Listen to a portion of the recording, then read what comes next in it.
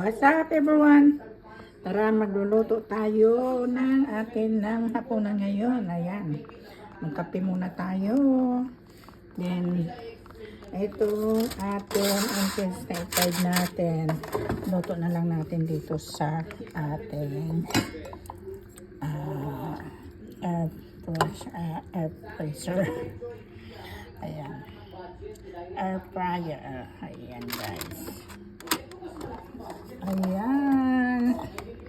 Lagay natin yung sabaw kasi sayang. Lagay natin sa air fryer. Ayan.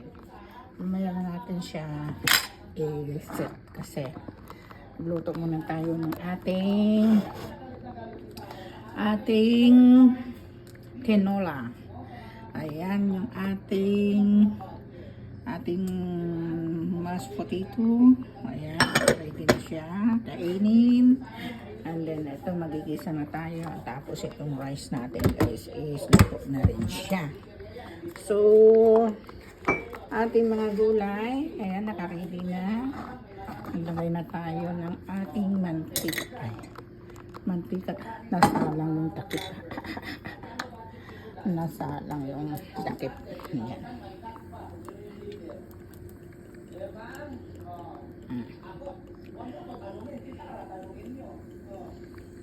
So guys, gigisa na natin siya. Gigisa muna natin yung ating bawang. Ayan. Maraming bawang. Ayan. So, ayan. Check natin na tawag yan na tangkot siya na natin yan kasi yun ang technique para sumarap ng luto natin tinola. Ayan.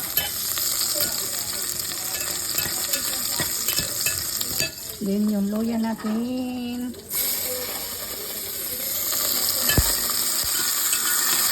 Ayan. Pasensya na guys kasi yung hawakan ng cellphone ko nagkakaway-kaway. Yung palit niya. So yung ating tanglad, iligisa din natin yan. Yung ganito dito, walang fresh na tanglad kasi mahal ang tanglad. Ayan, yan. Pagkatawin ng tanglad na nakalagay lang sa lambuan niya. Diba, pwede naman dry. Kaya next time, nagdadala ako ng tanglad na dry. Hanggang mahal ang tanglad dito. Pero umuwi ako dun sa Pilipinas, nagdadala ako. Bigilad ko lang siya tapos. Pag nagluto ka, ibababad mo lang sa tubig. Para umalit sa pagka-fresh dry. Ayan. Lahat naman dito dry. Ayan. Sibuyas natin. Ayan. Sibuyas natin. Pagpagisa ka lang. Ang bango. Ang bango na tayo.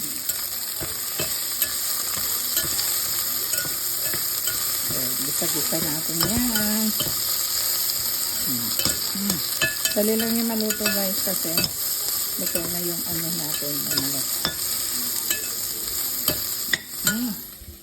Then of course, lagay na natin yung ating chicken.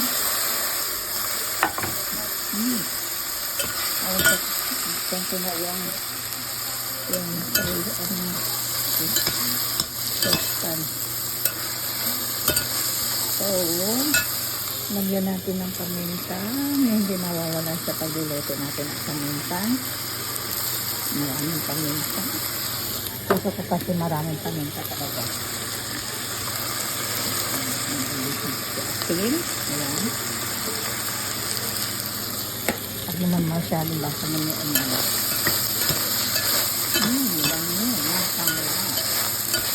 Masarap kasi ngayon magtinula guys kasi alam kung bakit. Malamig. Masarap magtindok ng sabaw. Lagyan ko ng patatas para medyo marami ang gulay natin. Wala akong dahon ng sili o kaya malunggay kasi mahal. Mahal. So that's why, ayan ang sayutin natin. Marami tayo sa groceries.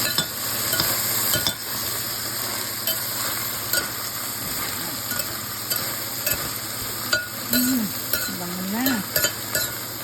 So, ayan, nakaready na ang ating mga lulutuin. Ayan yung rice natin. Suko na. Tapos itong ating fried chicken. Air fryer lang siya. Ayan. Tapos, sinuko na rin yung ating mashed potato. Ayan. Ito na lang pinulot sa yung air fryer natin na. Nampay. Okay, bye. See you later. Bye. Thank you for watching. God bless all.